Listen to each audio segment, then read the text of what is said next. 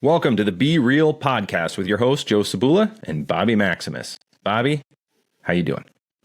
I'm good. And honestly, I want to get right down to it. It's the new year. Well, the new year is coming. We're excited to make gains. It's the time. It's the fitness Super Bowl. Let's be honest. In the fitness industry, this is when gyms are packed. This is when fitness apps do their biggest sales. This is when supplement companies absolutely go bananas. Every single person wants the new year, new me type body transformation. We are going to teach you today how to kickstart 2025 the right way. So, Joe, I want to say this. You probably came here looking for a hack. You're, looking at your YouTube, you're listening to podcasts, and you're like, oh, how to kickstart 2025. These guys are going to tell me some life-altering advice that I've never heard before that's going to completely change everything. But the thing you need to understand, we've said this for years, there are no hacks, there are no shortcuts, there are no 3 easy payments of $9.99. The only thing that's going to work for you is genuine, hard, real work. And that's step one. That's tip number one. I want you to accept that psychologically. If you go into a transformation thinking it's going to be easy, thinking there's a shortcut, thinking it's going to get hard, and you're going to be smacked in the face with it because you're not prepared for reality. And that's the number one reason people quit. They've been and people go in thinking they're just going to like white knuckle their way into it. And I'll be strong enough. And then they find out they're not even close to strong enough. And they've been gaslit by all these commercials. Yeah. You can eat whatever you want. It's going to be easy. It's going to be fun. You only need to train for 15 minutes a day and you're going to make this miraculous transformation. And they quickly find out that's not true and they can't readjust their expectations. Like that's part of the problem. It's kind of like, Joe, when you go into something thinking it's going to be hard and it's a little bit easier than you thought it was going to be, you are sailing. Like you can do it no problem. When you go to do something that you convinced yourself was going to be easy and then all of a sudden it's hard, frustration, panic, grief, shame, like it's a one-way ticket to a bunch of negativity and failure. So the first thing you need to understand, this is going to be harder than you think. I want you to make peace with that. I want you to sit down and have lunch with it. I want you to let it sit in your soul that this is going to be difficult. So mentally prepare yourself. I think that's a super, super good way to start this whole conversation, because just get it in your head that like failure should be expected. Yes. You're not going to do 100% of this 100% of the time. Like you're going to screw it up. You're going to make mistakes. The difference is, are you going to get back up and try again? Or are you going to let that completely derail you? And Joe, on that note, if fitness was that easy, everybody would be walking around with a six-pack. Like everyone would be fit. So let's make peace with that to begin with. The second thing, and you need to absolutely do this. And I know you think it's silly and I know you think you don't need it and you're just going to white knuckle it and you're just going to show up because you're really committed this year. You weren't committed. You've been listening to David Goggins and you're ready to rock. You weren't committed for the past 10 years, but this is going to be your year, right? Yeah, out of nowhere. You need to write out a plan. Yeah. Couple things. You're going to start by writing out your goals. There's a lot of psychology that says if you just write your goal down, you're way more likely to achieve it. And what happens, especially when you write this goal publicly, when you put it on Instagram, there was that whole book, The Secret. I don't know if you remember that, Joe. Yeah. But it was like you put it out to the universe and the universe is going to make it happen. It doesn't work like that. But here's what does happen. You put it out to the universe. You tell your friends, you tell your spouse, you tell your kids, you announce it on social media. What you will do subconsciously is you will start engaging in behaviors that make it more likely for you to achieve that goal. It's not that you spoke it into existence. It's that you'll start to engage in the behaviors, the underlying behaviors that will make that happen. So when I tell you my goal is to have 1 million YouTube subscribers, when I put that publicly on my Instagram, when I tell my spouse, when I tell my kids, when I tell now it's kind of out there. Yeah. Now, the universe you're being watched, right? Like there's an expectation now. Yeah. The universe isn't just going to make that happen. But what will happen is when I'm a little tired today, I will check my YouTube. When I'm a little tired, I will post. When I'm a little tired, I'll get myself up better to the video because I've spoken this into an existence. So first of all, or I will be like, hey, how's that YouTube thing going? And you'll be like, oh yeah, I got to get to that. Yep, exactly. It's accountability. So you're going to make a plan and you're going to start by writing down your goals. The second thing you're going to do is you're going to actually find a fitness plan that you can follow. Yeah. Now it can be any fitness plan. The chances are you're out of shape, you're unfit because you haven't done anything. It's not because you're missing some plan or your plan's bad. If you just showed up an hour a day and did stuff, you would be fit. But you can find a plan, and I'm showing you one right here. It's from Team Maximus on the Ladder app. We program every single day for you. Workouts are between 30 and 40 minutes. You only need dumbbells, a bench, and body weight. It would also be helpful to have a box to jump on or step on and a pull-up bar, but they are not necessary. But if you had a plan like this that you can do from anywhere, now you can work out every day. And the beauty of a plan is it is all laid out. Yeah, you're not showing up and winging it. You're not guessing. It tells you what to do. You know what's planned for your Tuesday, for your Wednesday, for your Thursday, for your Friday. Like everything is laid out. So I need you to actually have a fitness plan. And listen, I know you think you know how to train because in high school you used to bench 315 pounds, but you're going to need to write out a plan. And by the way, there's some meta stuff in this too, where yes, when you write your goals down, you're more likely to achieve them. When you make time to write down a plan or sign up for an app or sign up for a plan, you are also more likely to be committed. So let's get a plan, but you're going to take it one step further. You're not just going to sign up for the workout plan, Joe, because this is part of it. If you get your workout app, okay, you got the plan, but have you planned your day? Because chances are you're not a professional athlete or a professional exerciser or a professional worker-outer. What time of the day are you going to do this?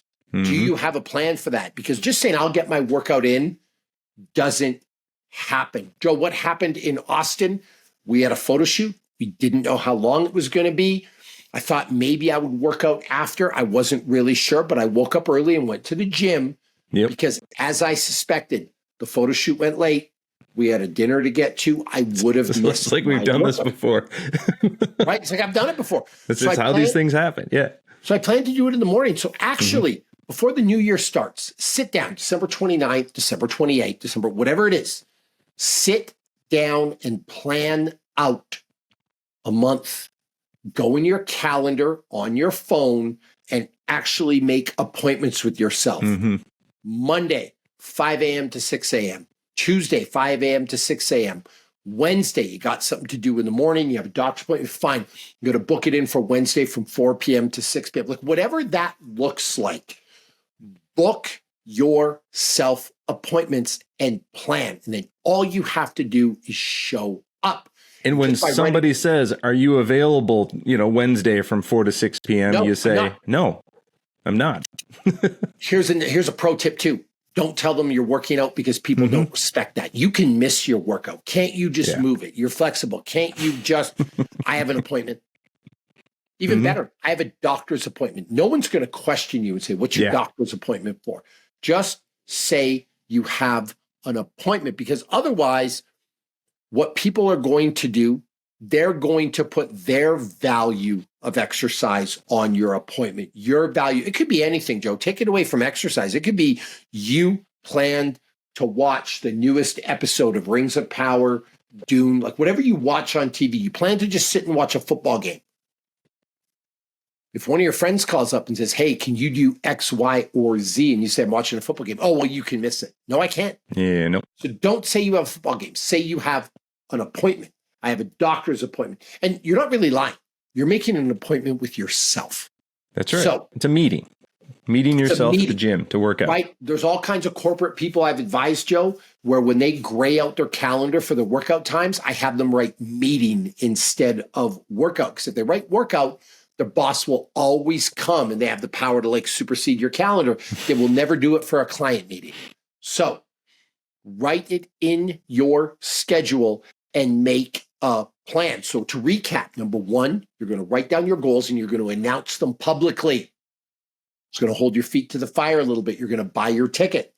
Number two, you're going to make a plan and you're going to follow through with it.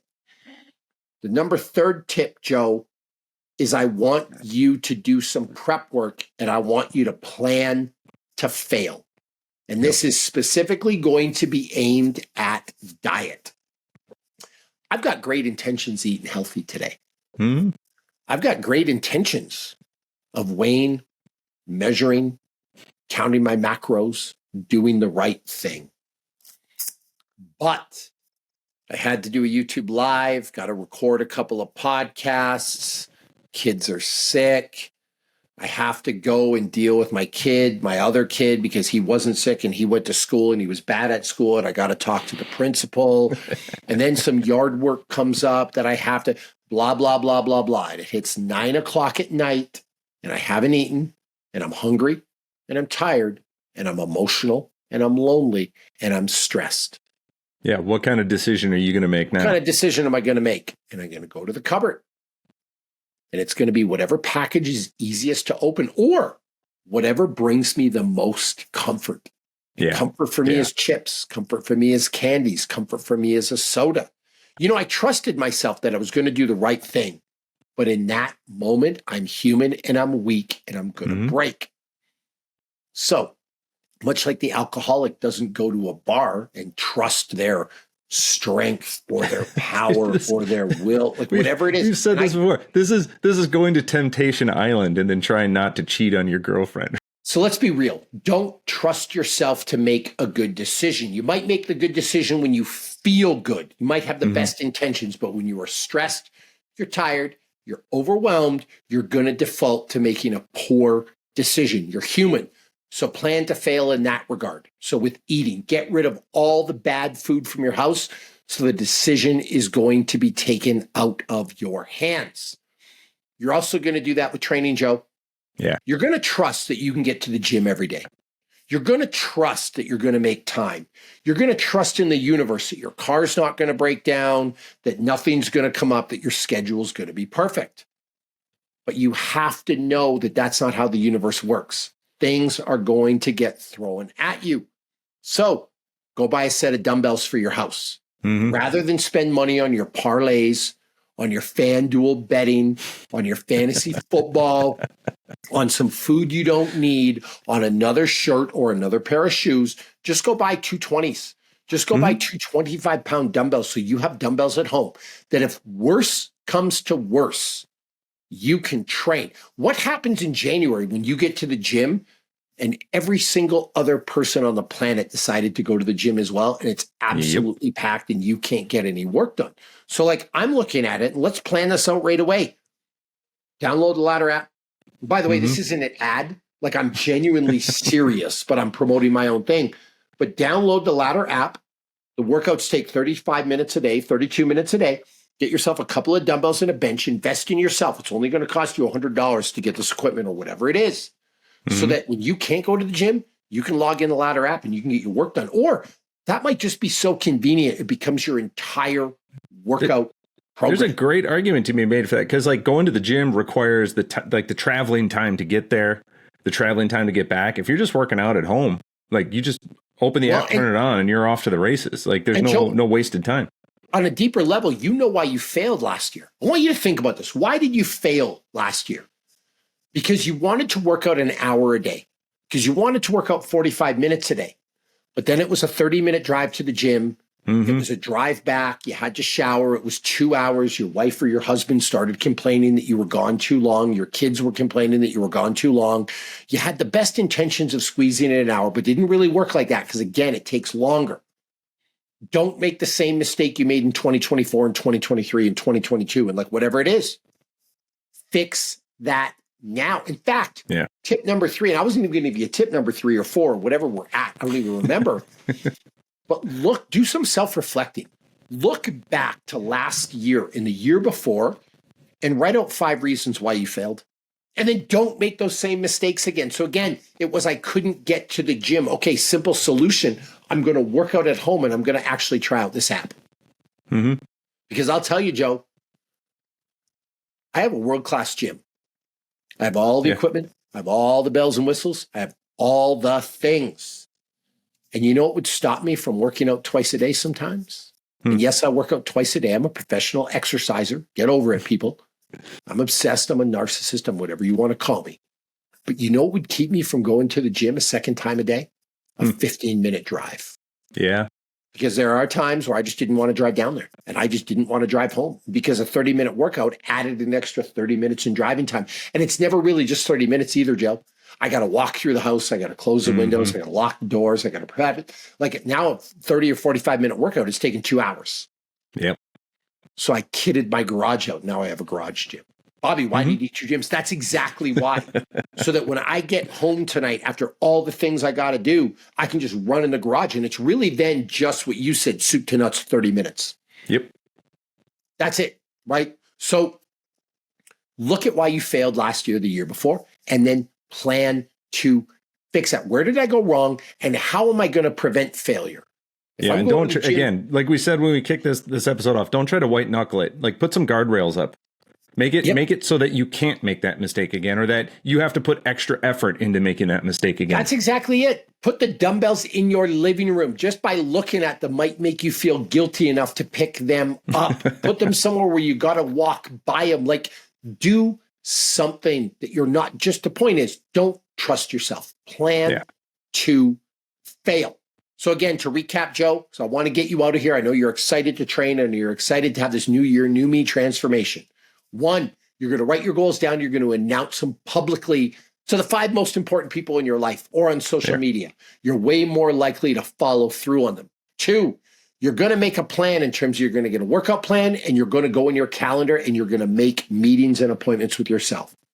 And 3, I want you to think of the reasons why you're going to fail and how you're going to prevent them in advance to make sure they never happen again. If you can do those things, I promise you, you will kickstart 2025 with a bang. You will see more progress. It will get easier and you will get the body transformation you deserve and you will have the best year of your life. Just don't trust that you're going to do it. Put some planning into it, Joe. This has been an episode of the Be Real podcast. Subscribe, like, comment. Don't be a hoe, share the show. Can I say that, by the way, without getting canceled? I don't know. What are the rules here? All right. Make them up as we go along. But share the show, and we'll see you for the next episode.